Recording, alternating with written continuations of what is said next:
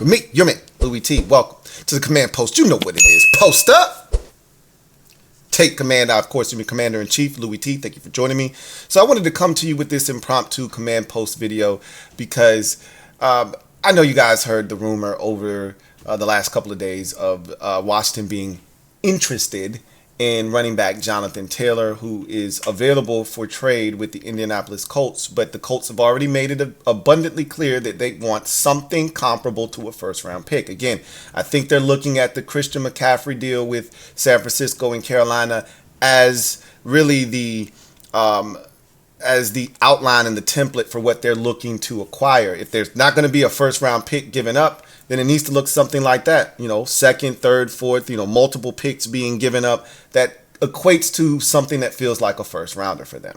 I don't think that Jonathan Taylor is necessarily worth that because Christian McCaffrey is a do-it-all, all-purpose, dynamo type of back. Jonathan Taylor is not. While he is dynamic and he is a game changer, he doesn't really catch the football out of the backfield. So I do think there are limitations there. So I think the Colts have set that price high for a reason because they know no one's going to meet it, and that's going to force him to play, even if it's only for one more year in Indianapolis and so forth and so forth. But that's not why I came here. I came here because I wanted to gauge the temperature of this whole conversation. Like, I didn't talk about it purposefully on the Commanders Nightly News because I'm focused on football, winning games, playing the Eagles and winning. Like, that's what, like, this is some off-season shit. Like, this is, we salivate over stuff like this in March and April and May. It's September. It actually, football games are taking place. That's what I care about. But I didn't want to ignore this, right?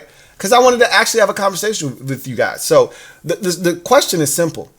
Two questions, really. One, do you think Jonathan Taylor is actually necessary on this team? Do you think that we need him?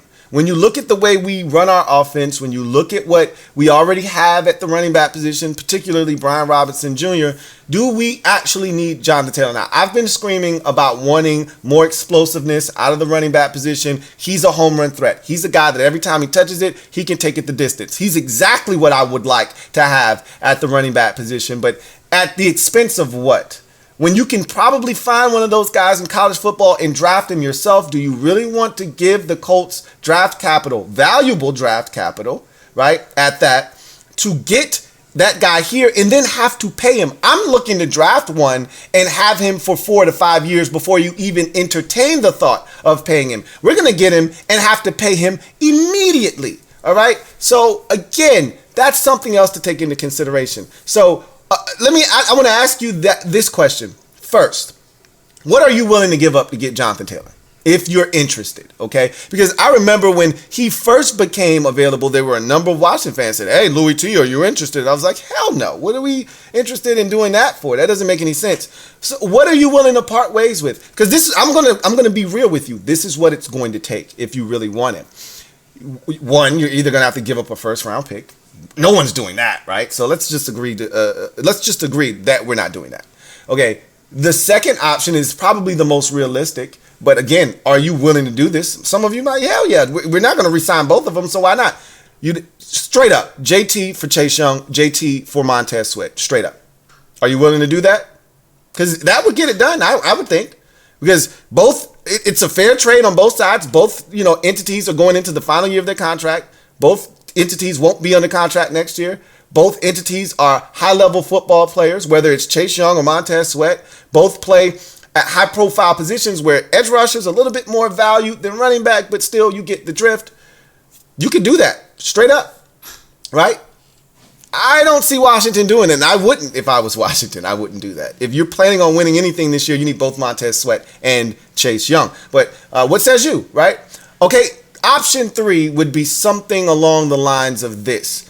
Let's say a second round pick, Brian Robinson Jr., and I'd say Antonio Gibson too. I don't think they need 2 backs though. But let's say that it's Brian Robinson Jr., it's a second round pick, and let's say that you have to throw in, let's say Casey Toohill, right, on the last year of his deal, right?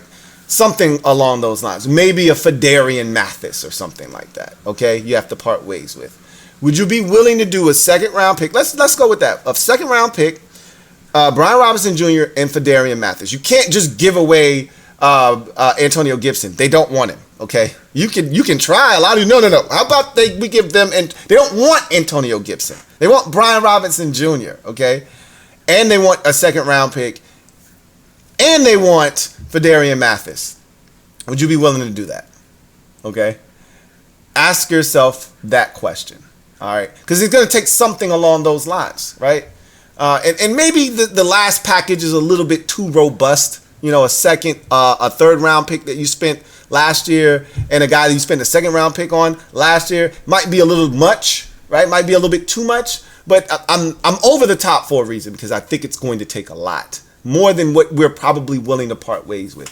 And then the last thing I wanted to ask you is, do you really think he'd make that big of a deal? A lot of you keep saying, well, we don't have an offensive line unless you're going to trade for offensive linemen. Then what difference does it make? Our offensive line is run blocking really well. I don't understand why you guys don't understand that concept. Our run blocking has been spectacular. Brian Robinson Jr. is making plays because he's having space to operate when he gets the football. Yes, is he having to break a tackle at the second level? Most backs are supposed to be able to do that, and he's doing that. But he's getting to the second level. There was a time here in Washington where running backs weren't even getting to the second level. If they didn't have to avoid a guy in the backfield, they were lucky.